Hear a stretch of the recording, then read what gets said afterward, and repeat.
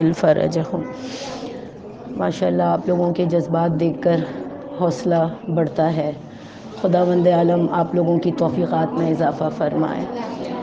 سب سے پہلے گزارش کی گئی ہے کہ سورہ فاتحہ پڑھیں برائے مرحومین سیدہ شوکت بسم اللہ الرحمن الرحیم نام پڑھ لیجیے گا۔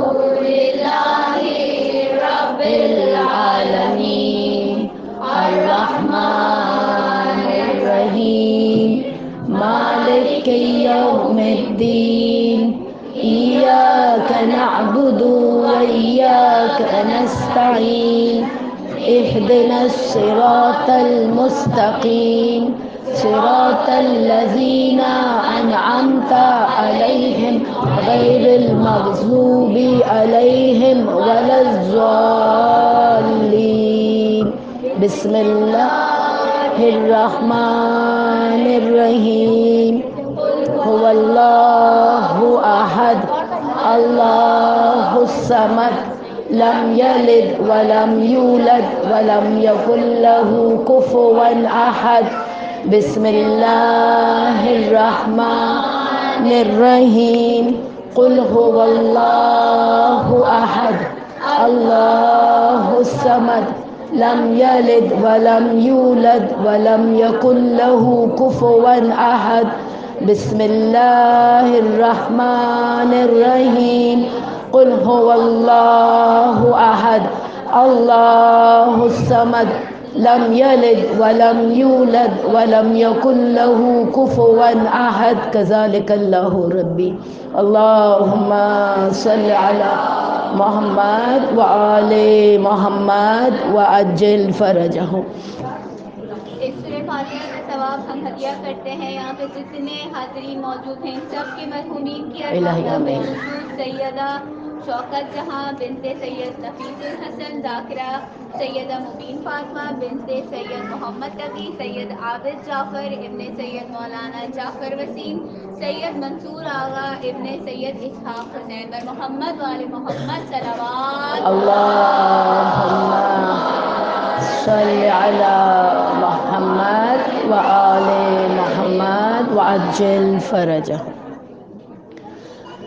اعوذ باللہ من الشیطان الرجیم بسم اللہ الرحمن الرحیم رب اشرح لی صدری ویسر لی امری واحلل عقدۃ من لسانی یفقہ قولی۔ حسبنا اللہ ونعم الوکیل نعم المولا ونعم النصیر لا حول ولا قوة الا باللہ العلی العظیم۔ صلوات۔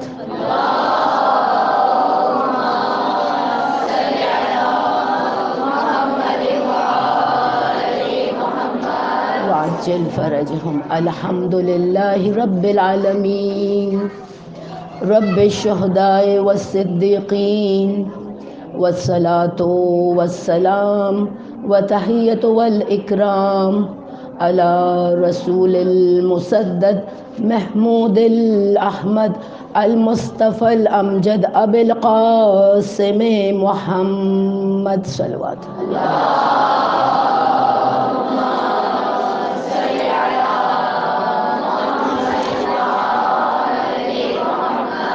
وعجل فرجہم۔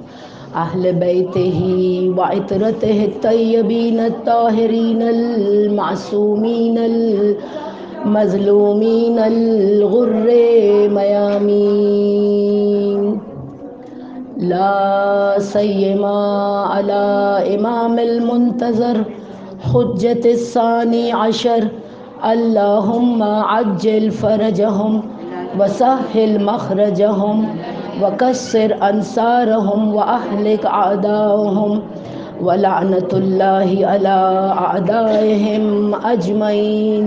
اما بعد فقد قال اللہ تبارک وتعالی فی کتاب المجید وفرقان الحمید وقول الحق وهو اصدق الصادقین۔ بسم اللہ الرحمن الرحیم قل لا اسألکم علیہ اجرا الا المودۃ فی القربى۔ حاضرین محفل، السلام علیکم ورحمۃ اللہ وبرکاتہ۔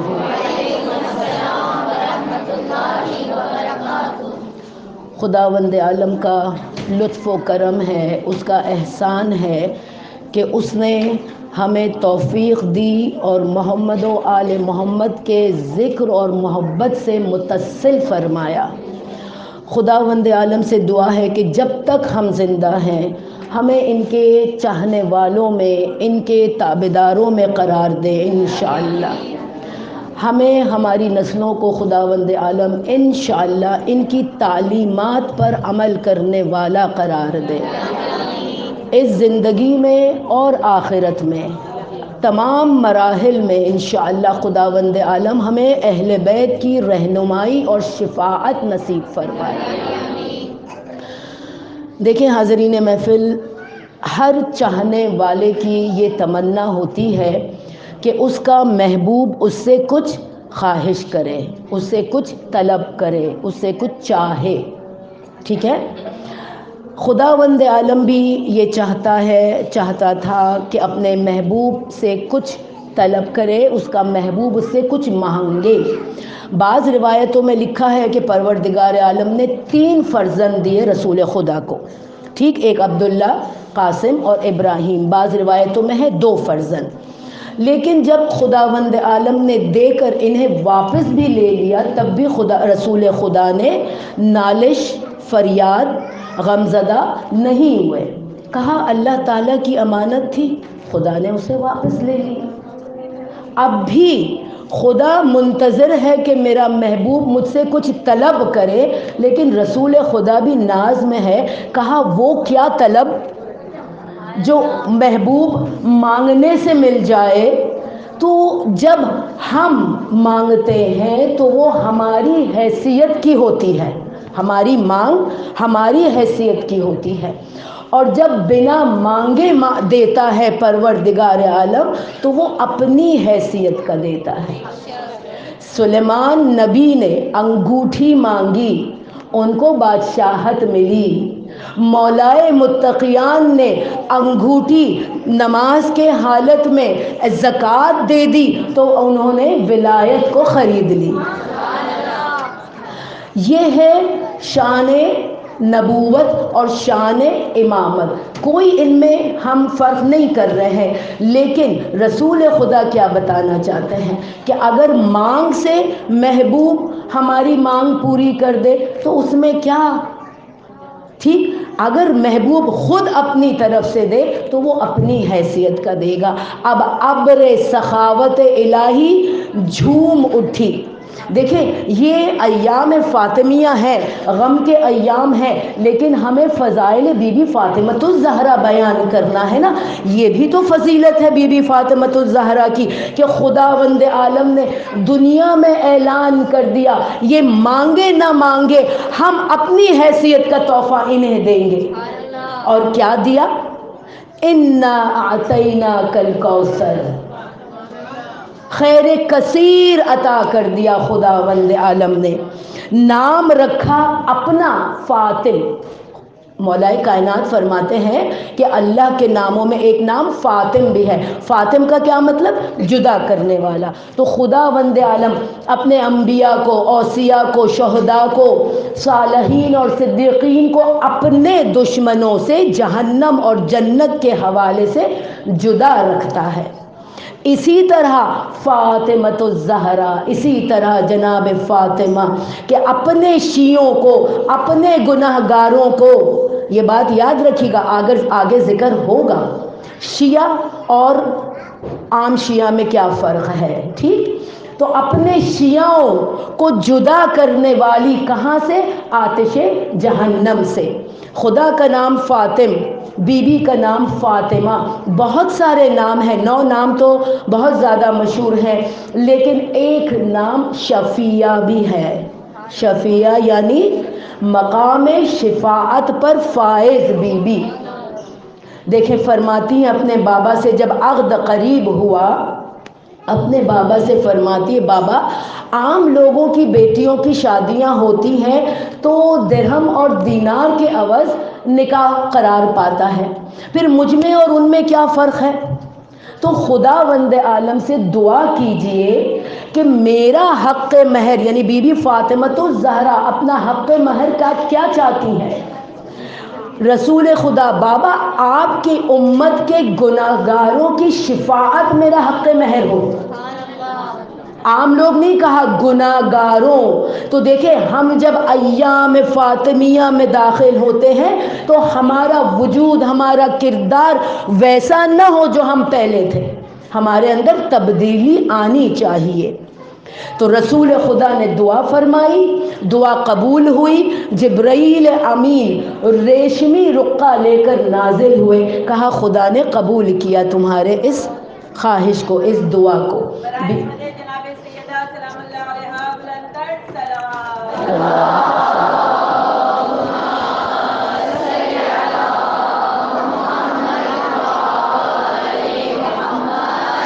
پھر بی بی نے وصیت کی کہ میرے کفن کے اوپر، سینے کے اوپر اس رقعے کو رکھا جائے کہ روز محشر میں اس کو دکھاؤں گی۔ تو ہم فاطمی، زہرائی، کوثری بننا ہے ہمیں، ہے نا؟ یہ جو میں نے پہلے سرنامہ کلام بنایا، قُلْ لَا أَسْأَلَكُمْ عَلَيْهِ أَجْرًا، کہہ دو اے میرے حبیب کہ میں اپنی رسالت کا اجر، اجرت، معاوضہ کچھ نہیں چاہتا ہوں۔ کیا چاہتا ہوں؟ إِلَّا الْمَوَدَّةَ فِي الْقُرْبَى، قربہ کہتے ہیں خاندان والوں کو، قربت داروں کو، ٹھیک؟ تو کہا اس کے سوا اور کچھ نہیں چاہتا۔ مودت اور محبت میں فرق دیکھ لیجئے۔ علامہ طباطبائی فرماتے ہیں کہ مودت وہ محبت ہے جو عمل سے ظاہر ہوتی ہے۔ غور کیجئے گا اس بات کو۔ محبت اظہار کا نام ہے، محبت کو پرکھا جاتا ہے، جانچتے ہیں نا ہم، دیکھنے مانگتے ہیں کہ کتنی محبت ہے ہمیں، جبکہ محبت، مودت جو ہے وہ ثابت شدہ محبت ہے، یعنی قلبی ہے محبت اور عملی ہے مودت۔ اسی لیے تو سورہ روم کی آیت نمبر 21 میں خدا نے ارشاد فرمایا وَجَعَلَ بَيْنَكُمْ مَوَدَّةً وَرَحْمَةً، یعنی میاں بیوی کے درمیان میں سکون تو فرما دیا لیکن کہا مودت ہو، ٹھیک؟ یعنی محبت تو ہے لیکن مودت یعنی عمل۔ آج کل لوگ شروع کر دیے شریعت شریعت شریعت، عمل سے کیسے ظاہر کریں گے کہ آپ کو محبت ہے؟ دیکھیں ہم نے ایک جگہ پڑھا تھا کہ کوئی شریعت نہیں ہے کہ اپنی ساس کو، اپنے شوہر کو، میں کہہ رہی ہوں ممبر سے، صبح اٹھ کے پراٹھا دیا جائے، آملیٹ بنا کر دیا جائے، ٹھیک؟ لیکن محبت کا تقاضا مودت میں جب آتا ہے تو وہ عمل میں تبدیل ہو جاتا ہے۔ کہتے ہیں کہ لڑکیوں کا فرض ہی نہیں ہے، شریعت میں ہے ہی نہیں کام کرے۔ ایک جگہ ہم نے کلپ پڑھا، ہمیں بہت اچھا لگا، سنیے گا سب، اور پھر آئندہ یہ خواہش نہیں کیجیے گا کہ شریعت شریعت شریعت۔ کہا شریعت میں ہے کہ میں یہ نہ کروں، میں وہ نہ کروں، شوہر بھی بیچارہ شریعت کے حوالے سے قبول کرتا گیا۔ آپ لوگ سب جانتے ہیں ماشاءاللہ ہماری فردوس باجی، اللہ ان کو سلامتی دے، صحت دے انشاءاللہ، الہی آمین۔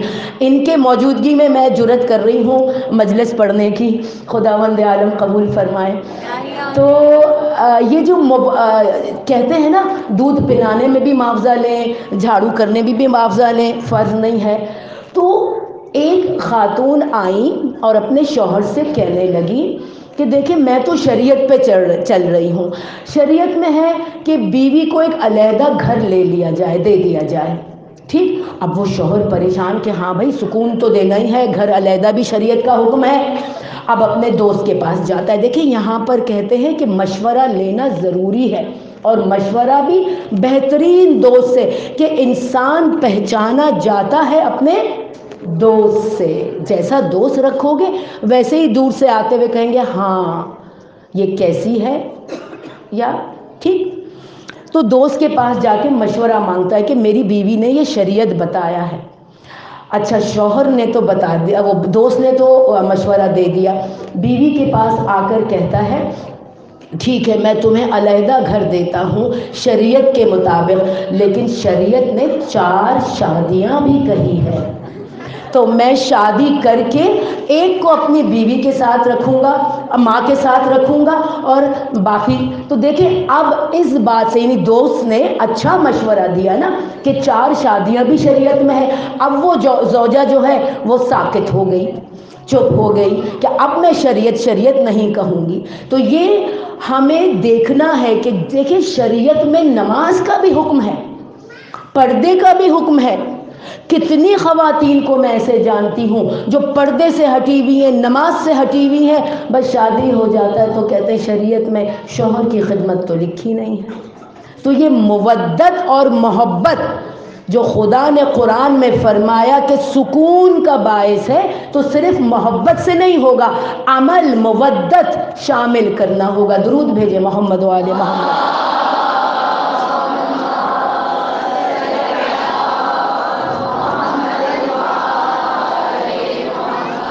وعجل فرجہ۔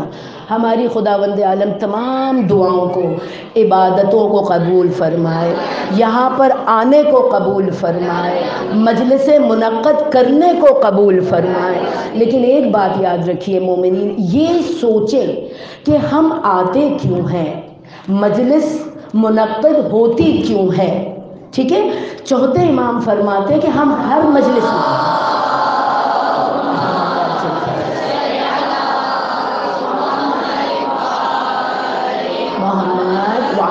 ہم ہر مجلس میں آتے ہیں، لیکن ہر مجلس سے راضی نہیں ہوتے۔ کیوں؟ کہ جب بندہ یہاں سے اٹھ کے جائے اپنے گھر تو کچھ سوچے تو صحیح۔ جناب فاطمۃ الزہرا پہ ہماری جان قربان، سب کچھ معلوم تھا، لیکن پھر بھی جب بچے رسول خدا کا خطبہ سن کے واپس آتے تھے تو بیوی پوچھتی تھی، ہے نا، ایک تو یہ بھی جاننا چاہتی تھی کہ کتنے غور سے سنا ہے، ٹھیک، پھر اپنی نالج میں بھی، بیوی کی تو نالج میں اضافہ تھا ہی تھا۔ تو ہمیں بھی چاہیے کہ جب ہم گھر جائیں سوچیں، اپنے بچوں سے، اپنے گھر والوں سے ڈسکس کریں ہم کیا سن کر آئے ہیں۔ دیکھیں نعرے اور یہ صدائیں بلند کرنا اپنی جگہ ہے مومنین، ہم جب نعرہ بلند کرتے ہیں نا اپنے کردار میں بھی ایسا نعرہ بلند کریں کہ جس میں علی گونجے، صرف نعرہ تکبیر۔ میں علامہ اقبال کی شعر بھی پڑھ کے آپ کو ابھی سناؤں گی۔ تو یہ ہمیں چاہیے کہ ہم سچے رسمی شیعہ نہ بنیں۔ اگر یہاں سے اٹھ کے چلے گئے یعنی ہم نے رسم کے طور پر، شیعہ کا مطلب سمجھے۔ شیعہ کا مطلب کیا ہے؟ پیروی کرنے والا، آگے چلنے، مطلب پیچھے پیچھے چلنے والا۔ پیروی کا مطلب یہی ہے نا، امام کا مطلب کیا ہے؟ آگے چلنے والا۔ تو شیعہ پیچھے چلنے والا، امام آگے چلنے والا، یعنی دونوں میں کیا ہے؟ حرکت ہے، کوآرڈینیشن ہے، دونوں میں حرکت ہے۔ اگر ایک بھی رک گیا تو وہ فائدہ نہیں۔ تو ہمیں چلتے رہنا ہے تاکہ امام وقت جو منتظر ہے زبر سے،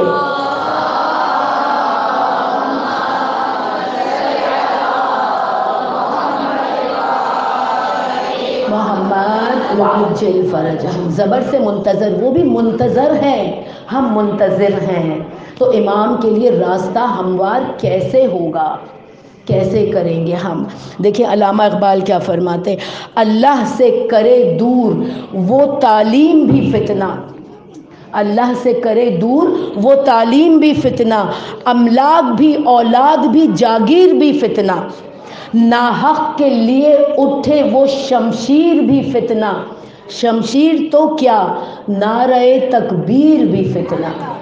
تو حق کے لیے آواز اٹھائیں۔ کتنے پرانے ہیں علامہ اقبال، لیکن حالات ابھی کے جانتے ہیں۔ ہمارے ہر معصومین نے یہی فرمایا، تقوا اللہ، یعنی اللہ کا تقوی اختیار کرو، وَكُونُوا لَنَا زِینَةً، اور ہمارے لیے یعنی معصومین کے لیے باعث زینت بنو، وَلَا تَكُونُوا عَلَيْنَا شِینَةً، باعث ذلت نہ بنو۔ اب ہم باعث فخر کیسے بنیں گے، باعث زینت کیسے بنیں گے؟ اپنی نیتوں کو صاف رکھ کے. ہر مجلس میں یہی سنتے ہیں نا، امانت داری کرنی ہے، زبان کا خیال رکھنا ہے، نیت کو صاف رکھنا ہے، لیکن عمل میں کتنی تبدیلی آئی ہے. نماز افضل وقت سنتے ہیں، کتنی تبدیلی آئی ہے. افضل وقت نماز پڑھنے کی تو فضیلت آپ کو معلوم ہے نا، کہ امام وقت بھی افضل وقت پڑھتے ہیں، اور جب وہ نماز کی گٹھری بنتی ہے امام کے ساتھ تو ہماری نمازیں بھی جاتی ہیں.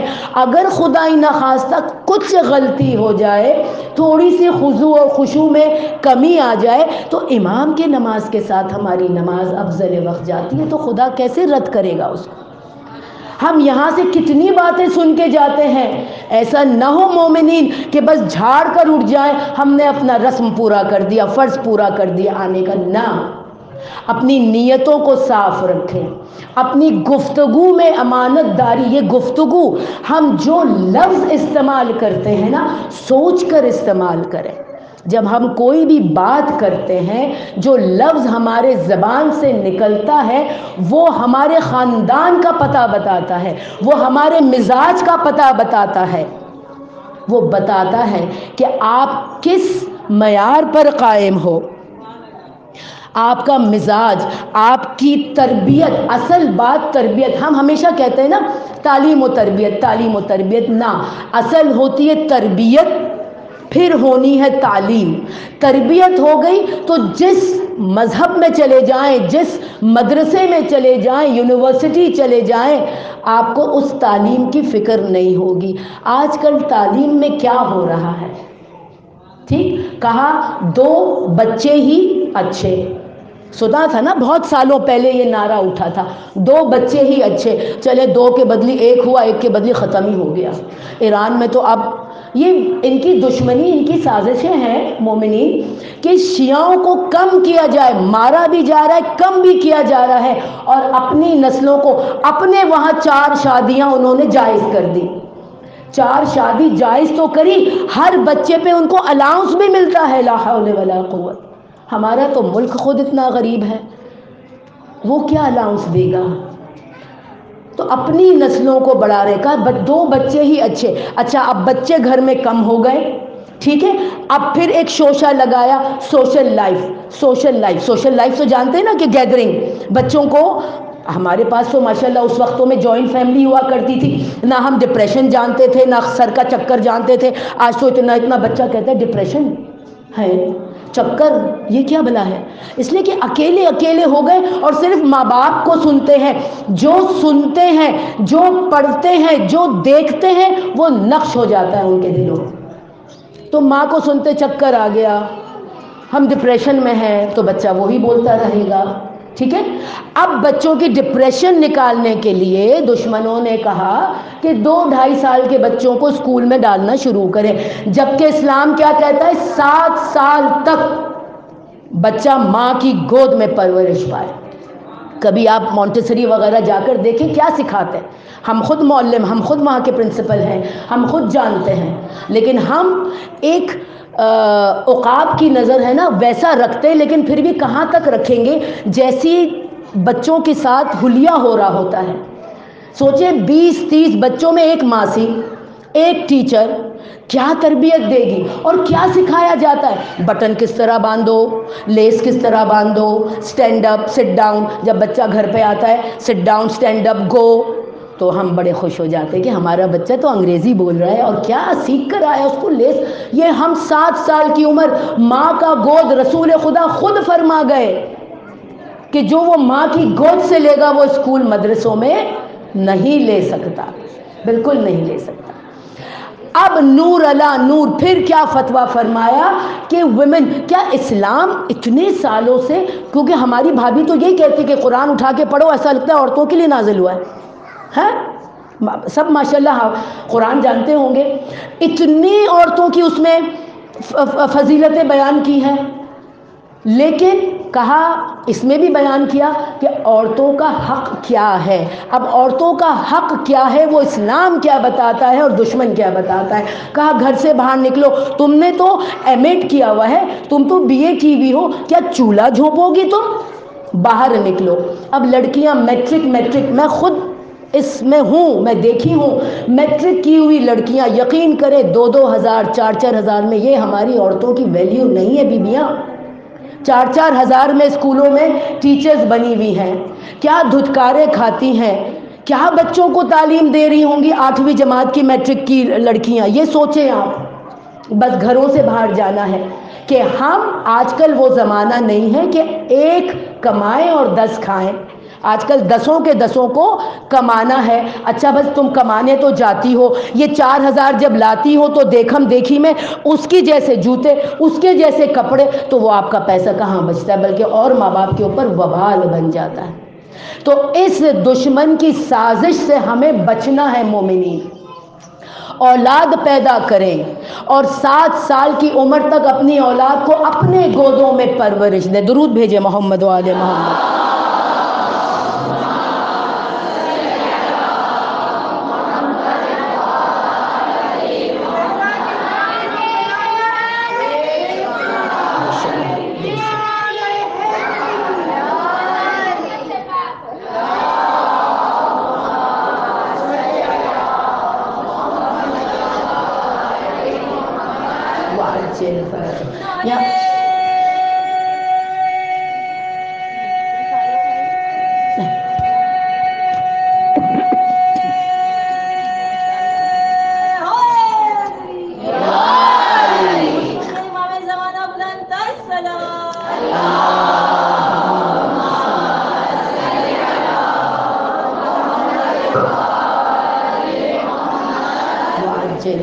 ماشاء اللہ جو ہماری آئی ہوئی ہیں مومنات پرعز جوش ہیں الحمدللہ. اور ہمیں ہماری فردوس باجی نے بھی کہا تھا کہ ایسے کچھ پڑھیے گا جس میں نعرے بہت لگے. میری مجلسوں میں نعرے نہیں ہوتے معذرت کے ساتھ، لیکن اگر میری کچھ باتیں آپ کو اچھی لگ جائیں اسی میں نعرے لگا لیجئے تو لوگوں کو یاد رہے گا اس بات پر نعرے لگا تھا. بھیج دیجئے نعرہ دو.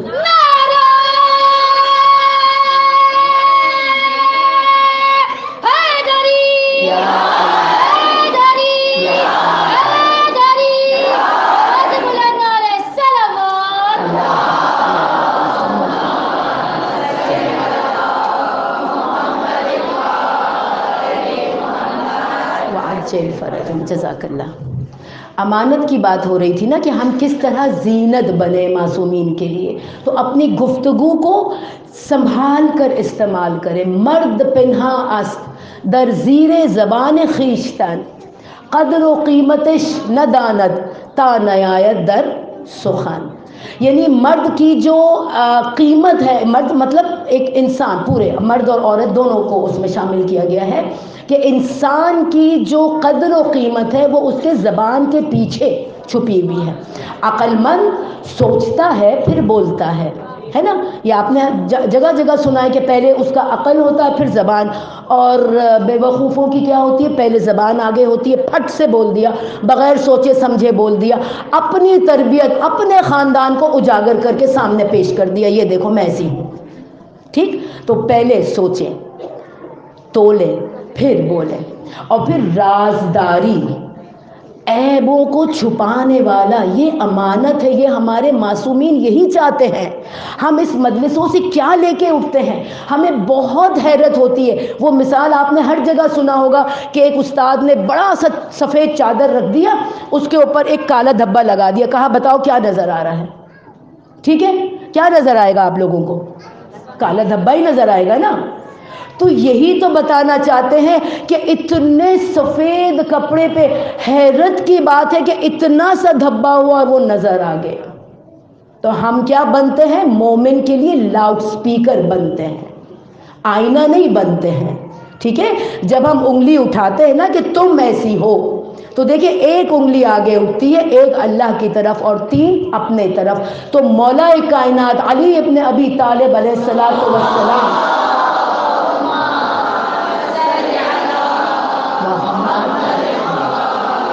کہ اپنے عیبوں کو دیکھو. ہمیں فرصت نہیں ملے گی اگر ہم اپنے عیبوں کو جھانچنے لگیں گے. ہمیں دوسروں کی عیبوں سے وقت ہی نہیں ملے گا کہ اس پہ عیب نکالیں. ہم نے خود کالے کپڑے پہنے ہوئے، یہ والے کالے کپڑے نہیں، عیب والے. ہم نے خود کالے کپڑے پہنے ہوئے ہیں، اس میں جتنا دھبا لگے گا ہمیں نظر ہی نہیں آئے گا۔ تو مومن کیا خوبصورت لباس جب سفید ہوتا ہے نا، آئے تعریف کرے، بہت خوبصورت پہنا ہے، بہت اچھا لگ رہا ہے، نزدیک آ کر کان میں ہلکا سے کہہ دیں، وہ جو ہلکا سا داغ ہے نا اس کو جا کے دھو لے، ہے نا، کہنا تو ضروری ہے نا۔ اگر خدا نہ خواستہ آپ اپنے مومن بہن بھائیوں میں کچھ عیب دیکھتی ہیں تو کہنا تو واجب ہے، اعلان نہیں کرنا ہے۔ یہ امر بالمعروف اب نہیں عن المنکر نہیں ہے، جیسا ایک مجلس میں جناب صادق حسن صاحب نے فرمایا تھا کہ اگر نماز کا حکم دینا ہے تو آپ یہ نہیں کہوں گی، ہاں بھائی صادق حسین صاحب، آپ یہ نہیں کہیں گی کہ نماز کا مجھے اتنا میں نے مجلس میں سنا، نماز نماز نماز، چار کے سامنے ہاتھ پکڑ کے تم تو بے نمازی ہو، چلو تم کو نماز پڑھانے لے کے جا رہی ہوں میں۔ نہ، ایسا امر بالمعروف نہیں ہوتا۔ خاموشی میں اگر کوئی دھبا دیکھیں، کچھ عیب دیکھیں تو قریب آ کر اس کے لیے آئینہ بنے۔ دیکھیں غالب کیا کہتے ہیں، عمر بھر غالب بھول کرتا رہا، عمر بھر غالب بھول کرتا رہا، دھول چہرے پہ تھی آئینہ صاف کرتا رہا، ہے نا۔ تو ہمارے اندر عیب ہے، ہم خود عیب دار ہیں، اور ہم کیا کرتے ہیں دوسروں پہ عیب جو وہ پردے دار نہیں ہے، اس کا پردہ دیکھو، وہ نمازی نہیں ہے، نہ، اپنے آپ کو سدھار دے۔ درود بھیجے محمد وعلی محمد۔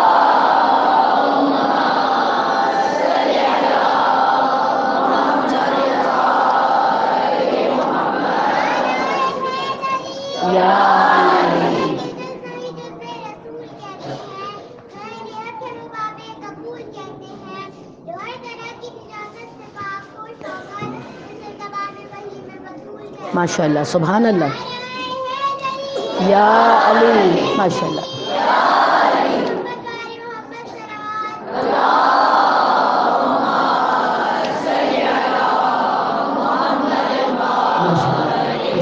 خدا توفیقات میں اضافہ فرمائے۔ تو ہمیں مثال بننی ہے کس کی؟ مکھیاں ہیں نا، دو مکھیاں، ایک مکھی عام مکھی، ایک کون سی؟ شہد کی مکھی۔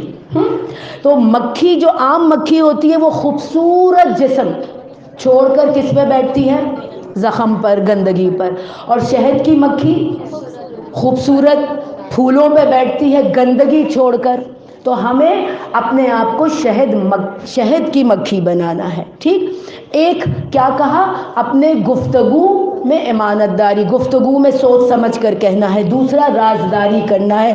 تیسرا کہا اولاد ہماری امانت ہے، کہا تھا نا وہ اولاد بھی فتنہ، جو اللہ سے ہمیں دور کر دے وہ اولاد بھی فتنہ۔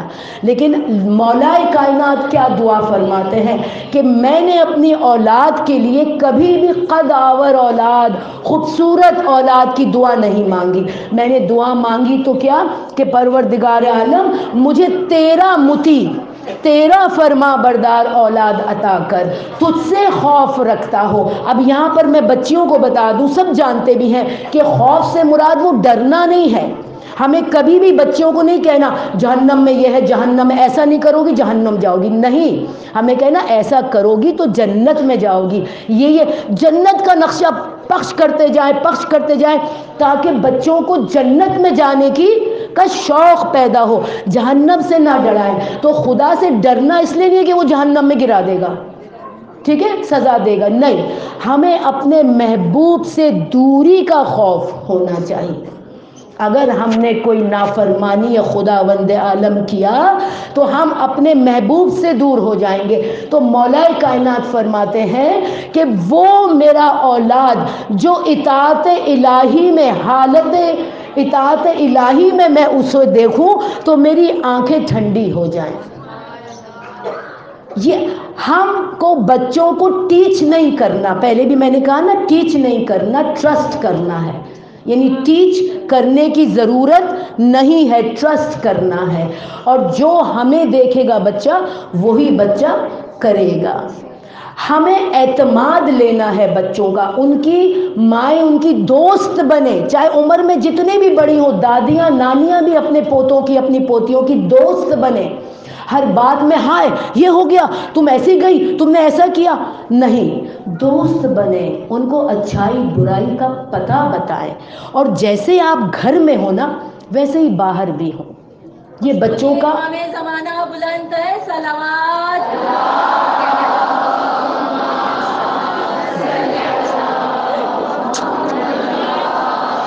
شروع کرتے جائیے، آگے آ جائیے.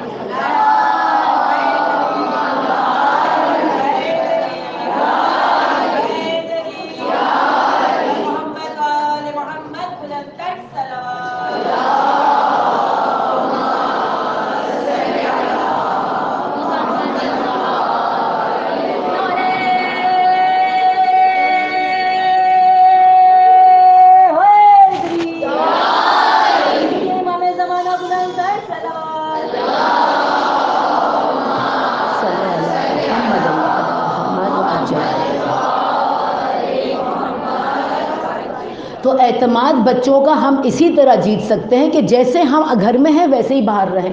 باہر بہت خوش اخلاق ہے، گھر میں تو ہمارا حشر نشر ہے لوگوں کا ہمارے ہاتھوں سے.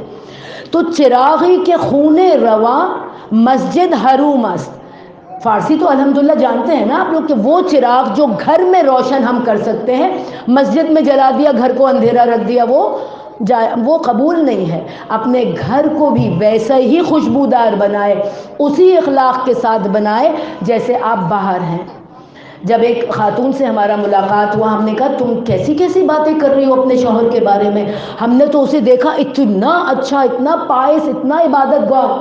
کہتی ہے گھر میں آ کر بس بیوی سے پوچھ لو، بیوی سے پوچھو کیسا ہے وہ. تو ایسا نہیں ہونا. ہمیں بھی ایسا نہیں ہونا کہ ہم باہر دوسروں کے ساتھ بہت خوش اخلاقی سے ملیں لیکن گھر میں ہمارا اخلاق بدترین اخلاق ہو. نہ، ایسا نہیں ہونا چاہیے. اگر ہمیں اپنے بچوں کی محافظت کرنی ہے نا تو ہمیں، میں یہ نہیں کہوں گی کہ ایک چیز جو اب آ گیا ہے وبال ہے نا، وہ اس سے ہم بچوں کو بچا نہیں سکتے، بالکل نہیں بچا سکتے. انہوں نے تو کووڈ میں بس عام کر دیا کہ گھر میں بیٹھ کر بچہ تعلیم حاصل کرے، اور ہر خاص و عام، امیر ہو غریب ہو، کہیں سے بھی لیپ ٹاپ لے کے آئیں، موبائل لے کے آ جائیں، آن لائن اسٹڈی شروع کر دیں. 1-2 سال آن لائن اسٹڈی بچہ کر رہا ہے تو یوز ٹو ہو گیا نا. وہ موبائل سے ایک وبا، دجال ہے یہ سب سے بڑا دجال. یہ ہم کہتے ہیں دجال آنے والا ہے، آ چکا ہے، بالکل آ چکا ہے. اور وہ ایک آنکھ نہیں ہے. ہمارے علماء کہتے ہیں ایک آنکھ یعنی ہمیں معاش کی طرف، ایک معاش یعنی کمانے کے لیے ہمیں لگا دیا ہوا ہے. دیکھیں صبح کب ہوتی ہے رات کب ہوتی ہے پتہ ہی نہیں چلتا. ابھی رجب آئے گا، شعبان آئے گا، محرم بھی آ جائے گا فوراً. کتنے جلدی دن گزر رہے ہیں، ہمیں پتہ ہی نہیں کہ کیسے. رسول خدا کا قول تو پورا ہو رہا ہے نا کہ سال مہینوں میں، مہینے ہفتوں میں، اور وغیرہ وغیرہ وغیرہ وہی ہوتے چلا آ رہا ہے. تو اگر ہمیں اپنے بچوں کی ذہنوں کو خراب کرنا ہو یا جیسا بنانا ہو، ٹی وی پہ بس ان کو 2-4 ایسے ڈرامے، کارٹونز جو ہیں وہ دکھا دیں. یہ ڈورامون پر یہ پتہ نہیں کیا کیا، اسپنج اور یہ اور وہ. آپ لوگ مائیں بیٹھ کر دیکھیں ان کے ساتھ. ہم نے علماء سے پوچھا، میران گئے تھے درس کے لیے، ہم نے پوچھا ان کا اسپائڈر مین ہے، پتہ نہیں ابھی کیا کیا میں نام لوں. یہ تو نظر آتا ہے بچوں کو، وہ کپڑے ویسے پہن کے، بیگ ویسے لے کر، ان کو یہی بتائے گا نا کہ آسمان سے آنے والے ہیں، ہے نا. ہمارے وقت کے امام آئیں گے تو یہ ان کو بھیج کر، اور یقین جانے انہوں نے ہمیں ایسے کلپ دکھائے ایران میں مومنین کہ اس میں باقاعدہ لکھا ہے میں آیا ہوں آپ لوگوں کو بچانے کے لیے. ٹھیک ہے، گاڈ کی طرف سے، اللہ کی طرف سے.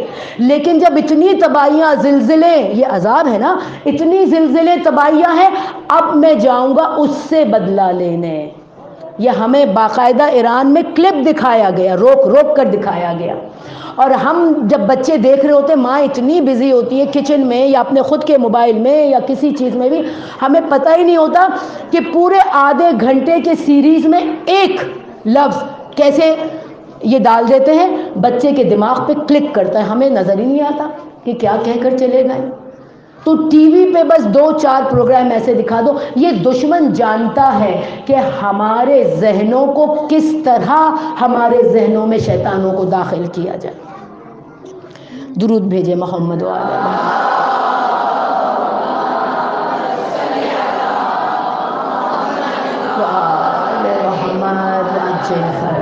تو ہمیں معصومین کے لیے زینت بننا ہے، ذلت نہیں بننا، ندامت نہیں بننا. انشاءاللہ آج سے ہم عہد کر کے اٹھیں گے کہ کچھ باتیں بھی اگر یاد رہ گئی ہیں کہ اپنے زبان کو سنبھالیں، لفظ کا صحیح استعمال کریں. یہ امانت ہے، اولاد امانت ہے، کس طرح تربیت دینی ہے، ٹھیک، رازداری امانت ہے دوستوں کی، اس پر عمل کریں. نماز اول وقت الحمدللہ سب پڑھتے ہوں گے. آج ہم بی بی ام کلثوم کے حوالے سے بھی کچھ بیان کریں گے. جناب خدیجۃ الکبریٰ، بی بی فاطمۃ الزہرا اور جناب زینب سلام اللہ علیہا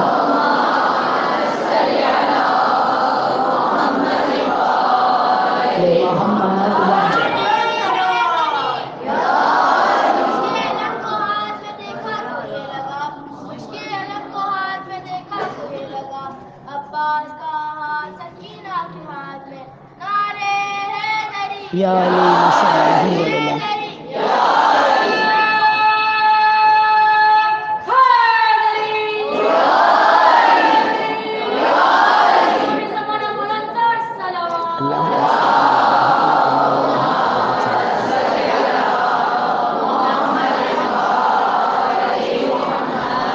ان عظیم خواتین کے بعد جلیل القدر خاتون جناب زینب صغریٰ ہیں. ام کلثوم کو زینب صغریٰ کہا جاتا ہے. یوں تو میں نے ایک تاریخ میں پڑھا کہ مولا کائنات کے گھر 3 بیٹیاں تھیں جن کا نام ام کلثوم تھا. ایک آپ کو پتہ ہے نا، فاطمۃ الکبریٰ، اوسط، صغریٰ. یہ علی کے بھی نام سے یہ لوگ اسی طرح رکھتے تھے. یہ واللہ عالم. بہرحال یہ ام کلثوم، ام کا مطلب ہے ماں، ام کا مطلب ہے ولی، ام کا مطلب ہے جڑ، اصل. ہم نے جب علماء سے پوچھا کہ یہ ان کے تو کوئی اولاد نہیں تھی تو پھر یہ ام کلثوم کیسی رہی، کہا یہ خصوصیات کے لیے بھی استعمال ہوتا ہے. یہ ریشمی چہرے والی خوبصورت بیوی تھی، اسی لیے انہیں ام کلثوم کہا جاتا تھا. اور عربی لغت میں کلثوم مردوں کو کہا جاتا ہے اور ام کلثوم عورتوں کو. یہ ہم نے ابھی آج کل ایسا رواج ہو گیا ہے کہ عورتوں کا نام کلثوم ہی رکھ لیتے ہیں ہم، ٹھیک، کیونکہ جب رسول خدا نے ہجرت کے بعد قیام کیا تھا قبا میں تو جو صاحب خانہ تھا نا، اس کا نام تھا کلثوم بن حدم. وہ مرد تھا، کلثوم اس کا نام تھا. بہرحال اب یہ بھی کہا جاتا ہے کہ آپ کی شادی کن سے ہوئی، تو جعفر طیار کے چھوٹے بیٹے اون سے آپ کی شادی ہوئی. اسماء بنت امیس جو جعفر طیار کی بیوہ تھیں، ان کی شادی ہوئی پہلے خلیفہ سے. ان کے پہلے خلیفہ سے 2 اولاد تھے، محمد ابن ابو بکر اور ام کلثوم. یہ 2 اولادیں تھیں. جب پہلے خلیفہ کا بھی انتقال ہوا تو اسماء بنت امیس اپنے ان دونوں بچوں کو لے کر مولا کائنات کے گھر تشریف لے آئیں، ٹھیک. اور مولا کائنات سب جانتے ہیں، رسول خدا کے لیے بھی کہا گیا ہے کہ 4 بیٹیاں تھیں، ٹھیک ہے نا. جس کو پالا جاتا تھا اس زمانے میں تو بہت حیثیت تھی، جس کو پالا اپنا نام بھی دے دیا جاتا تھا. تو مولا کائنات نے ان کو پالا تھا، اپنی بیٹی سمجھ کر پالا تھا. اور جب دوسرے خلیفہ نے نکاح کی خواہش کی تھی تو پہلے خلیفہ کی بیٹی ام کلثوم ان کے نکاح میں آئی تھی، ٹھیک. واضح ہو گئی بات. اون جعفر طیار کے فرزند، چھوٹے فرزند، اور عبداللہ کون تھے جعفر طیار کے، جناب جعفر طیار کے بڑے فرزند، جن سے جناب زینب سلام اللہ علیہ کی شادی ہوئی. یہ دونوں بہنیں جناب زینب صغریٰ، یہ دونوں ایک جیسی. اگر زینب نے امامت کی حفاظت کی تو زینب کی حفاظت زینب صغریٰ نے کی. اور ہر دربار میں جا کر بی بی زینب نے خطبے دیے تو بی بی ام کلثوم نے بھی خطبات دیے ہیں۔ یہ مرثیہ جو آپ سنتے ہیں نا مدینہ میں پہنچ کر مرثیہ، یہ بی بی ام کلثوم کا مرثیہ تھا۔ یہ ہماری دونوں بہنیں تصویر تھی معصومین کی، مجاہدہ اسلام تھی، عصمت زہرا تھی، جرت حیدر ہیں، وارث آیت تطہیر ہے، شان ولایت ہیں یہ بیبیاں۔ جب روز عاشور امام مظلوم ہر خیمے سے گزرے ہیں نا تو ہر خیمے سے آواز سنی، ہر بیوی اپنے اپنے بیٹوں کو تیار کر رہی تھی کہ دیکھو کل وقت ہے امام پر قربان ہونے کا، مجھ کو اپنے بابا کو دادی فاطمہ کو رسوا نہ کرنا۔ تو ایک خیمے سے جب میرے مولا مظلوم گزرے ہیں تو رونے کی آواز سنی اور یہ سنی کہ پروردگار عالم کاش تو بھی مجھے ایک اولاد دے دیتا تو میں اپنے بھائی پر قربان کرتی۔ کون تھی یہ بی بی؟ ام کلثوم، ان پر ہماری جانیں قربان۔ یہ حاجت روا ہے بی بی، ان کے نام پر چائے کی منت مانتے ہیں لوگ۔ چائے اس لیے رکھا کہ ہر خاص و عام اس کی ان کی نظر کر سکے۔ یہ اللہ کے ولیوں کو ہاتھ میں لیے لوگوں کے مقدر کو سنوارنے والی بیوی ہیں۔ تو جب رو رہی تھی خیمے میں، جناب عباس خیمے میں داخل ہوئے اور اپنے سر کو قدموں میں رکھ کر کہتے ہیں بی بی شہزادی مجھ کو اپنے بھائی پر سے قربان کر دیجیے۔ آپ نے فرمایا پھر ام البنین کی طرف سے کون قربان ہوگا؟ کہا میرے دوسرے بھائی ہیں نا، جعفر ہیں، عبداللہ ہیں، 3 اور بھائی جناب عباس کے کربلا میں شہید ہوئے۔ بس عزاداران امام، جب یہ قافلہ رہائی کی ان کو خبر ملی، ہر ایک شہید کا سر آیا، ہر بیوی نے اپنے اپنے سر بیٹوں کے سروں کو اپنے گود میں لیا۔ علی اکبر کا سر آیا، ام لیلہ آگے بڑھی، قاسم کا سر آیا، ام فروہ آگے بڑھی، اون و محمد کا سر آیا، جناب زینب آگے بڑھی، اب عباس کا سر آیا۔ عزاداروں اتنا کہہ دوں کہ جب قافلہ چلتا تھا جناب عباس کا سر نیزے پہ نہیں ٹک سکتا تھا۔ 2 روایتیں ملتی ہیں، ایک تو یہ کہ اتنا گرز لگا تھا کہ نیزے پر نہیں ٹک سکتا، دوسرا یہ تھا کہ میری ماں فاطمہ نے مجھ کو بیویوں کے پردے کے لیے مانگا تھا، میں سربرہنہ بیویوں کو کس طرح دیکھوں۔ بس عزاداروں جناب عباس کا سر آیا، ام کلثوم آگے بڑھی، عباس کے سر کو گود میں لیا، کہا بھیا عباس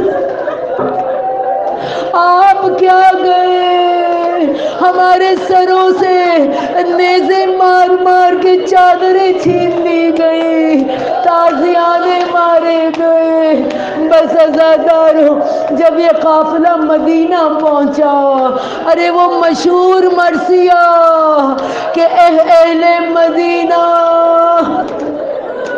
میرے نانا کے مدینہ ہمیں قبول نہ کرنا۔ جب ہم گئے تھے بھائی ساتھ تھے، سہاگ سر پہ، گود ہری بھری تھی، ہمیں قبول نہ کرنا۔ ہاں عزاداروں اس کے بعد بی بی ام کلثوم اپنی ماں کے قبر پر آتی ہے، فرماتی ہے اماں آپ تو ایک دربار میں گئی تھی، ہم 36 درباروں سے گزرے ہیں، ہم پرسہ یہ ایام فاطمیہ ہے نا، ہم خاص کر پرسہ دیں گے امام زمانہ کو، بی بی فاطمہ الزہرا کا، اس لیے کہ جب آپ دربار سے نکالی گئی تھی، تحریر پھاڑ دی گئی تھی، بی بی بہت روئی تھی، کہا تھا آج تم نے میرے حق کو ضبط کیا ہے، مجھ پر ظلم کیا ہے، یاد رکھو ایک وقت آئے گا جب میرا بیٹا مہدی ایک ایک ظلم کا بدلہ لے گا۔ امام وقت کو پرسا دیتے ہیں۔ بس عزاداران امام، واقعہ کربلا کے بعد اہل بیت علیہ الصلوۃ والسلام کے گھر سے جو پہلا جنازہ نکلا ہے وہ بی بی ام کلثوم کا جنازہ تھا۔ یہ زینب صغریٰ جو انہیں کہا گیا ہے نا، بی بی زینب کو شریکۃ الحسین کہا جاتا ہے، ام المصائب کہا جاتا ہے، لیکن ام کلثوم بھی کم نہیں مصائب اٹھائیں۔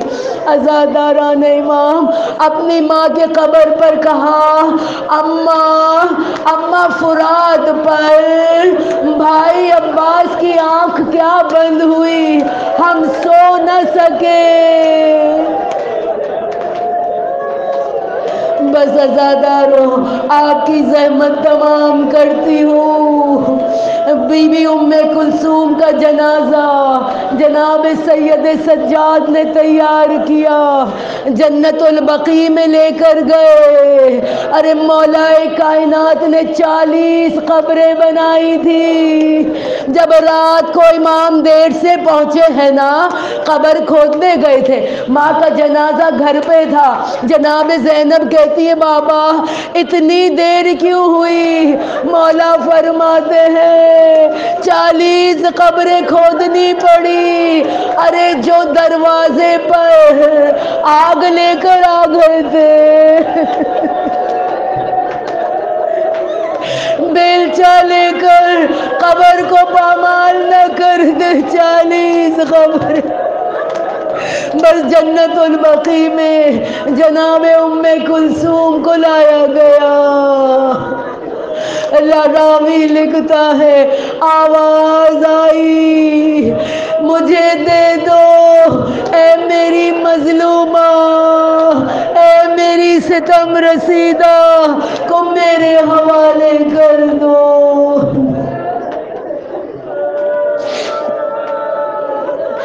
الا لعنت اللہ علی القوم الظالمین وسيعلم الذين ظلموا أي منقلب ينقلبون۔ پروردگار عالم ہماری اس قلیل عبادت کو قبول فرما، محمد و آل محمد کے صدقے میں جتنی خواتین یہاں آئی ہیں، منتظمین ہیں، جو بھی جنہوں نے زحمت کیا، جو بانی مجلس ہیں، جنہوں نے بھی جو کچھ بھی پڑھا، خداوند عالم جو غلطی ہوئی اسے اپنے عز و جلال کے صدقے معاف فرماتے ہوئے ہماری اس عبادت کو قبول فرما الہی آمین۔ صاحب خانہ نے جس کسی نے بھی خلوص نیت سے اس صفائے عزائے بی بی فاطمۃ الزہرا کو بچھایا ہے، ان کے گھر میں رزق میں وسعت عطا فرما، آنے والوں کے آنے کو قبول فرماتے ہوئے ان کے دامنوں کو مراد سے بھر دے انشاءاللہ تعالی۔ جنہوں نے دعا کے لیے کہا ہے، جو لا اولاد ہے، پروردگار عالم ان کے گھروں میں اولاد دے کر ان کو شاد و آباد کر دے، اور جن کے اولاد ہیں پروردگار عالم ان کے جان و مال و عزت و آبرو اور ایمان کی حفاظت فرما۔ اس پر آشوب دور میں پروردگار اپنے آخری حجت امام زمانہ عجل اللہ تعالی فرج شریف کے ظہور میں تعجیل فرما، ہمیں ان کے مونس و مددگار میں شامل فرما۔ پروردگار عالم ہماری آنے والی نسلوں کو انشاءاللہ اہل بیت کی تعلیمات پر عمل کرنے والا بنا، ہر خوف و ہراس سے محفوظ رکھ، جہاں جہاں مسلمان الخصوص شیعہ پریشان حال ہے، پروردگار ان کی پریشانیوں کو دور فرما، دشمنان دین اسلام کو کیفر کردار تک پہنچا انشاءاللہ۔ ربنا تقبل منا انک انت السمیع العلیم، ان اللہ و ملائکتہ یصلون علی النبی یا ایھا الذین آمنوا صلوا علیہ وسلموا تسلیما اللہم صل علی محمد